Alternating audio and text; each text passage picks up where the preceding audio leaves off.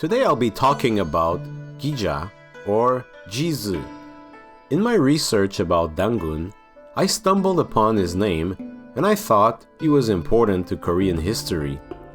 It didn't take me too long to discover that in modern day Korea, he's just a footnote in history books. This made me curious, and I decided to explore the reasons why. Gija is a semi-legendary Chinese sage who is said to have ruled Gijajoson in the 11th century BC. He is believed to be a relative of the last king of the Chinese Shang Dynasty. Chinese texts from the Han Dynasty claim that King Wu of Zhao gave Gija the land of Joseon, which is in the northwestern part of Korea, as a favor for giving him advice.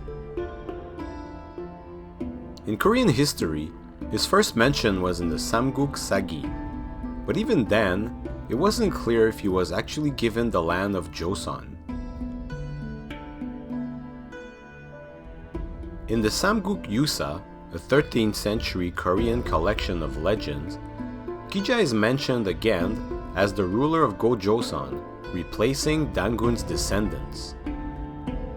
After the establishment of the Joseon Dynasty in 1392, Gija became an integral part of Korean history, and the Joseon Dynasty promoted him as a cultural hero who helped raise Korean civilization at the same level as China.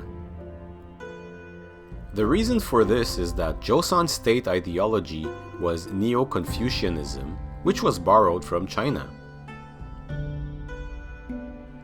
The scholar Yi compiled the Gija Shilgi in the 16th century. Yi praised Gija for introducing agriculture, sericulture, decorum, ceremony, and Chinese cultural elements to Joseon. Basically, at that point in time, Gija was credited with bringing civilization to Korea. With the rise of Korean nationalism in the early 20th century, Gija's importance in Korean history was put back in question.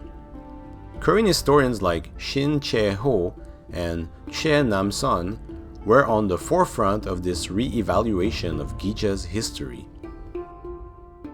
They argue that Gija's legend had been an invention of the Han Dynasty at a time when Chinese started to occupy a part of Joseon.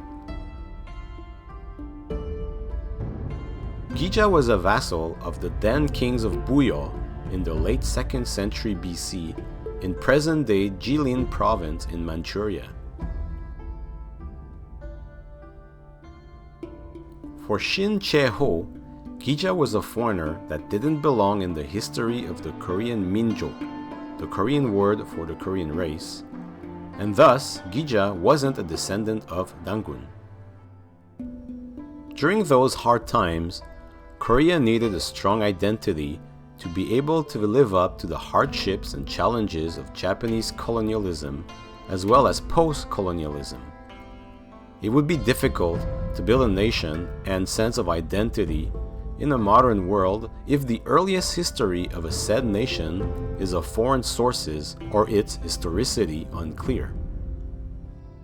As you can see, Gija is a controversial figure in Korea.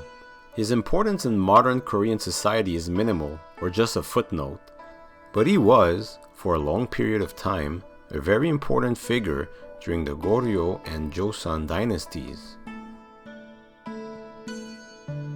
Many discrepancies, contradictory accounts, and modern archaeology make it difficult to prove the ancient history of Gija. He was, most probably, a real person, but his life and achievements can't be proven without a doubt. Thanks for watching, and stay tuned for my next episode on Korean history. Like, subscribe, and share.